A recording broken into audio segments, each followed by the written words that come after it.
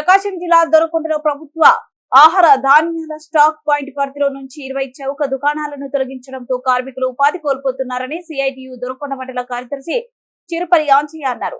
ఈ రోజు ముఠా వర్కర్స్ యూనియన్ అధ్యక్షులు గుడిమెట్ల ఆథం అధ్యక్షతన జరిగినది. ఈ సందర్భంగా వక్తలు ధర్నలో మాట్లాడుతూ దొరకొండ కురిచేడు మండలంలో ఉన్న 20 చౌక దుకాణాలకు ఆహార ధాన్యాలు ఎగుమతి దిగుమతులను ఇక్కడికి దూరంగా ఉన్న మార్కాపురం, ఎర్రగుండిపాలెం స్టాక్ పాయింట్లకు చేర్చడం వలన కార్మికులు పనులు తగ్గిపోతాయని, గత 30 సంవత్సరాలుగా మండలం పూర్తిగా ఒకే స్టాక్ పాయింట్ పరిధిలోనే ఉంటుందని, ఈ రోజు దొనకొండ కురిచేడు మండలాన్ని చీల్చడంతో 30 మంది కార్మికులు జీవనం కోల్పోతారని, ప్రభుత్వానికి కూడా రవాణా భారం అదనంగా పడుతుందని, కాబట్టి దొనకొండగూడెం పరిధిలో గతంలో ఉన్న విధంగానే ఉంచి చౌక ధరలు దుకాణదారులకు ఆహార ధాన్యాలు సరఫరా చేసి కార్మికులకు ఉపాధి కల్పించాలని సిఐటియు అధికారులను డిమాండ్ చేసింది. మా షాపులు మాకు ఇవ్వాలంటూ సిఐటియు తరఫున మేము కోరుకుంటున్నాము.